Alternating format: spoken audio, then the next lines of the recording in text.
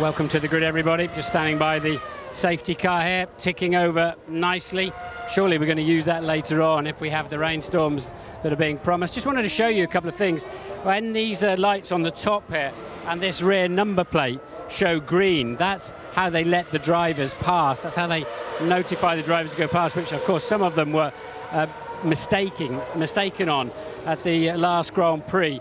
Now, the track has had a really good wash this morning and a Formula 3000 race amongst other things. And Jensen, quick word? Well, here we are again then. It's not bad, is it? Now you've got two sets of these soft, the green striped tyres available, unlike anybody else on the grid.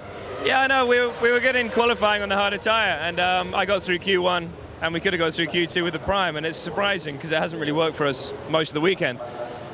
So we've saved two sets of the soft tyre, and nobody around us has any of the soft tyre. But hearing the weather forecast, I don't know if we're actually going to be using them. It's supposed to rain at 5 o'clock. So exactly at 5 o'clock, is it? Wow, 20 minutes from now. Doesn't look as dark as it had been, but the track's had a good wash and the other racing going on, but you can't really test it out on the way to the grid. Presumably it's saving fuel, or can you get a feel for it? You can't really. I mean, you know if the circuit's really bad for sure, and it seems fine. You know, it doesn't seem that far off of yesterday's running, so that's not a worry. It's just the weather, really. You know, I want it to be dry if possible, but if it's wet, you know, we'll do the best job we can with the car. Well, we heard from Lee earlier on talking to you. You've never driven the car in the wet, but this is not going to be as easy for you today, is it, as it was in Australia, relatively speaking? They're closer to you, aren't they? They were in qualifying. I was, you know, especially the Toyotas. I thought we'd have competition, but I thought it'd be from Ferrari and Red Bull. But Toyotas are quick, you know. And we'll see what happens today. I don't know what the race pace was like on Friday. It's difficult to tell, but. Yeah, it's going to be a tough one, so I'm excited. None of the dreaded Kerrs cars to out-punch you down to the first corner. Well, I think the first one's in 7th or something, so if he beats me down in turn 1, we're doing something seriously wrong. So we're going to talk to your competitors. Good luck. Right, here we go. Let's try and squeeze through here, through these tyres they're preparing. Obviously, loads of wet tyres being prepared.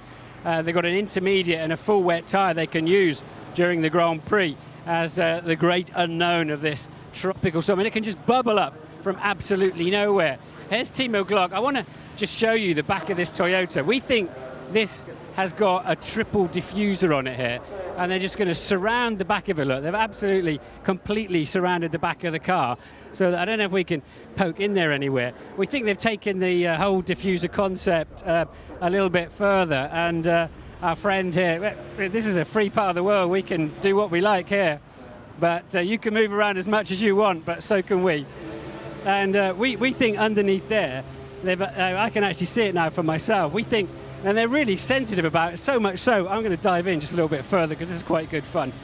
And what happens is, as the pressure goes underneath the car, you get a high pressure area, and then through the venturis it turns into low pressure, and it sucks the car down onto the tracks like an aeroplane upside down. It's really pushing hard. Now, all of the other teams are going to be poking around trying to see this. Let's see if we can find one of their drivers. I don't know if Glock is still on the grid. He's over here. I've never really talked to young Glock. The young Germans with Rosberg alongside him very much have their towels on the second row of the grid.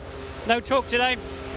He's got his earplugs in, got his iPod working. I don't know what he'll be listening to the sound of, but he's not up for a chat. Let's see if Jarno Trulli in the other Toyota, because Jensen Button definitely fears these Toyotas today, doesn't he? He knows that they're pretty quick, and I think Jarno Trulli is away from the grid. Let's talk to this guy and see if we can get a Toyota weather forecast. Do you have a weather forecast at the moment? I don't have the latest update, I'm sorry. Not yet. You're expecting some rain during the race? Probably yes. Okay, cool. Well, that's hardly decisive, but a useful information. Hamashima-san from Bridgestone, man here. So, Hami, what about the tyres? How quickly will they have to use the full wet tyre around here? Are you nervous about this? I think difference between 15 seconds from dry tyre to wet tyre. So, lap time difference. Okay, so when they're within 15 seconds of a dry time, you think they should go on to the dry tyres? That's right. Okay, and the intermediate tyres, is there ever going to be a phase where you want to pass through that? Yeah, 10 second difference from dry to wet. Are you a little bit nervous about this today, these conditions? Little bit, because of GP2. Okay, yeah, the GP2 race, of course, Bridgestone supply the... Sam, have you been poking around in the back of that Toyota, a bit sensitive to it? Not yet, no. It's worth a look, it's quite interesting actually, especially when they all start jumping around. We already know what's behind there. All right, well, you've got one a bit like it, haven't you? Only different. That's right. Good stuff. Right. Martin. How are you? Hi. You've had a better weekend, I guess, than this, but let's talk racing now. Let's put all the other nonsense behind us. And can you come through there? Well, what can Lewis do from back there? Well, it looks like it's going to rain, but unfortunately he's on a fairly heavy fuel load, but that'll advantage those that are on lighter. But, you know, I think what I've said to him is the same as in Australia. You've got to keep pushing. You know, where he is running reasonably long, then there are going to be times when he slides back, but he kept patient and he just fought his way through. I think we knew this weekend was going to be difficult for other reasons, but for competitive reasons. And you know, it's a challenging circuit. We haven't got a car that's quick enough at the moment, but you know, a few weeks ago we'd have been even further down the wrong end of the grid, and we've now got to just power through. And you know, this weekend is going to be challenging all round. On right. Do you all use the same weather forecast data, or have you brought your own cunning systems here? No, I think we all used to have our own cunning systems, but I think Formula One's got a bit wise now in that we're sharing the same system. So we're all looking at the same screens, and you know, in this climate, you don't have conventional prevailing rain. You see it emerge and disappear in all sorts of directions, but best we can see, there's enough of it coming that in about half an hour we're going to have a little bit of a dump. But it should be quite short, but enough to throw some chaos into this race, I hope.